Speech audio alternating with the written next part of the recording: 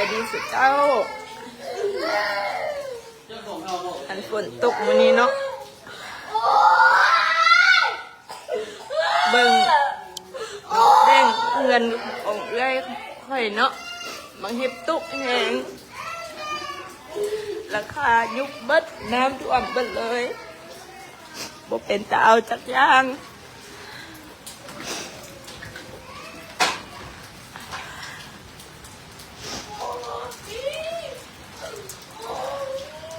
อันนี้มันอยู่หนองแป้ง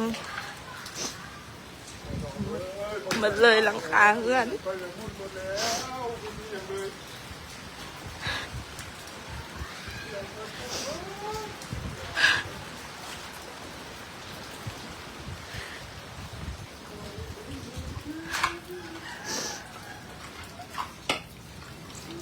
ฝนตกมันเห็บมาบาดเดียวเอาอย่างกับบ่ทัน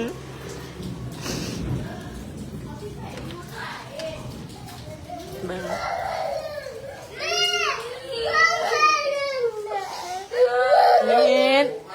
มิด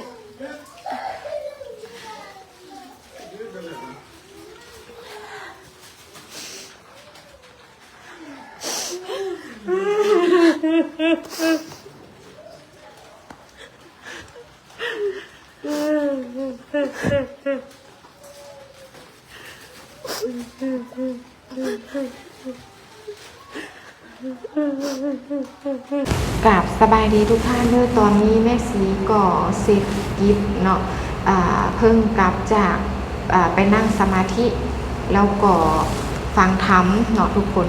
ตอนเช้าเนาะประมาณ4 โมง5 โมงตอนนี้ก็5 โมง 47 นาทีแล้ว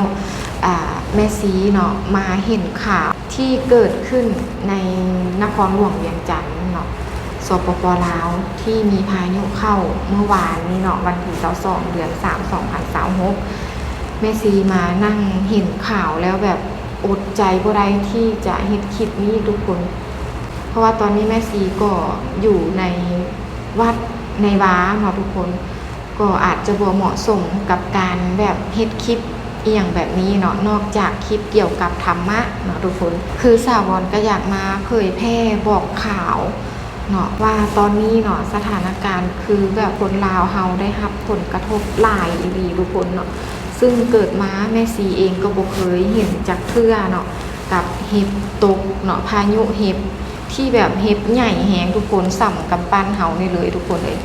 เนาะมันโหดเกินทุกคนมันโหดให้อีหลีเนาะทุกคนซึ่งณตอนนี้แม่ซีเองก็อยู่นครหลวงเวียงจันทร์แต่บ่ได้อยู่ในเขตที่เกิดเหตุเนาะทุกคนและแม่ซีเห็นข่าวนี้ก็รู้สึกเป็นห่วงประชาชนชาวลาวเฮาหลายทุกคนเลยเนาะเห็นแล้วมันหดหู่ใจเห็นแล้วมันน่าสงสารมนุษย์ตาดำๆด้วยกันทุกคนที่ต้องมาเจออีหยังแบบนี้มันหนักหนาอีหลีทุกคนเนาะบ่อยากให้เกิดเหตุการณ์แบบนี้ขึ้นเลยแต่ในเมื่อมันเกิดขึ้นแล้วเนาะสำหรับแม่ซีก็ต้องขอให้กำลังใจประชาชนชาวลาวเฮาเด้อเนาะสู้ๆขอให้ผ่านวิกฤตนี้ไปได้ด้วยดีอยากให้ทุกคนเนาะไปเบิ่งคลิปนี้นำกันที่แม่ซีเนาะได้รวบรวมคลิปมาให้ทุกคนได้เบิ่งย่อๆนำกันเนาะทุกคนเนาะแล้วก็อยากให้ทุกคนส่งกำลังใจให้พี่น้องชาวลาวเฮาผ่านวิกฤตนี้ไปได้ด้วยดีนำเด้อทุกคนไปเบิ่งในคลิปพร้อมๆกันเลยทุกคนเลยฟังแต่เสียงไห้กระโหนหูอยู่ทุกคนอันนี้น่าจะเป็นงานแต่งงานเนาะมุนหมดเลยบ่เหลืออย่างเลยทุกคนเบิ่งเหตุการณ์มื้อนี้เลยเนาะเหตุการณ์พายุลูกเห็บเข้านะแต่อีต้นกับเจ้าแฮงเนาะทางบ้านโพนสมบูรณ์เมืองศรีโพธิ์นครหลวงเนาะนี่ลูกเห็บตกนะเฮือนหลังใดก็บ่เป็นตาเอาเลยแบบนี้เลยสภาพแบบนี้เลยเนาะลูกเบิดทุกหลังบางหลังก็กำลังสิขึ้นเฮือนใหม่เนาะบางหลังก็หาก็เห็นแล้วเป็นตาอีต้นกับเจ้าแฮงเนาะส่วนเฮาสิเก็บเงินได้มาเฮ็ดเฮือนเนาะแล้วมาเจอวิกฤตแบบนี้เนาะพายุเข้ามื้อนี้วันที่22 เดือน 3 ปี 2026นี่นะพายุเข้าแบบนี้เลยทุกหลังจะเป็นแบบนี้ไปเลยเนาะเป็นตาอีต้นกับเจ้าแฮงเบิ่งเลยพ่อแม่พี่น้องบ่เหลืออีหยังจักอย่างเลยนับแต่ห เงินครัวห้องน้ำเนี่ยทุกหลังเลยนะอยู่ที่เขตนี้นะทุกหลังแม่นเอาบ่ได้เลยเงินนะเพทุกหลังเลยเบิ่งลูกเห็บหน่วยซ้ำกำปั้นพุ่นแหละ โอ้โหทุกคนเกิดมา มูลเบิดเงินนี่นะบ่เป็นตาเอาเล บ่ค ย เห็นกันเทื่อ เหตุการณ์พายุมื้อนี้บ่เป็นตาเอาเลยมูลมาเลยเงินไผกันแถวนี้70หลังคาเงินเอาบ่ได้เลยมูลเบิด70หลังคาเงินจะเป็นแบบนี้หมดเลย อยู่บ้านโพนสมบูรณ์เมืองสีโคตรนครหลวงเนี่ยพายุเข้าแฮงเอาแท้ว่ามื้อนี้ตายเกิดมาหาก็เคยเห็นเนาะบ่ไหวแนวนี้มูลเบิดไตอีตุ่นกับเจ้าเด้ทุกคนเลยหาก็เคยเห็น บางคนก็เฮือนกำลังหากันแล้วสินะชัวร์เขาสิหาเงินได้บ่แม่นง่ายๆเนาะ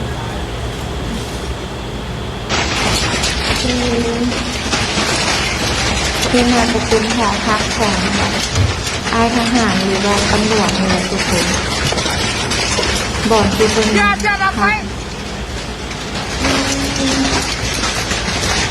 โหดเท่เนาะสายธรรมชาตินี่โอ้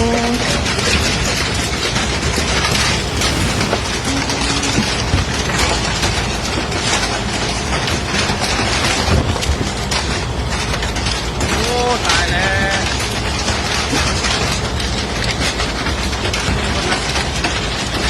เบิด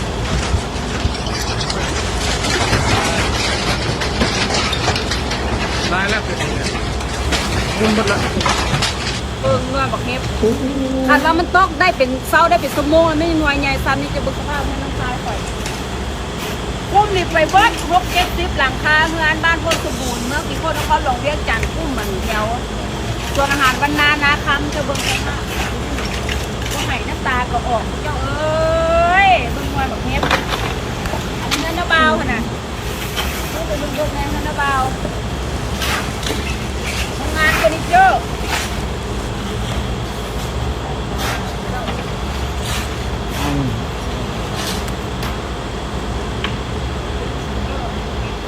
บ่มีอย่างเหลือเลยบ่มีอย่างเหลือ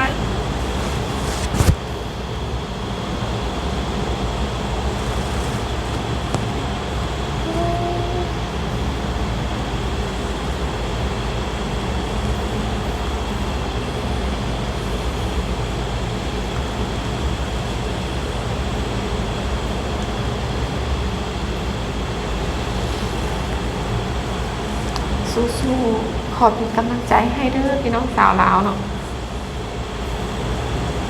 บ้านโพนสมบูรณ์เมืองสีโคตรตะบองนครหลวงเวียงจันทน์สปปลาว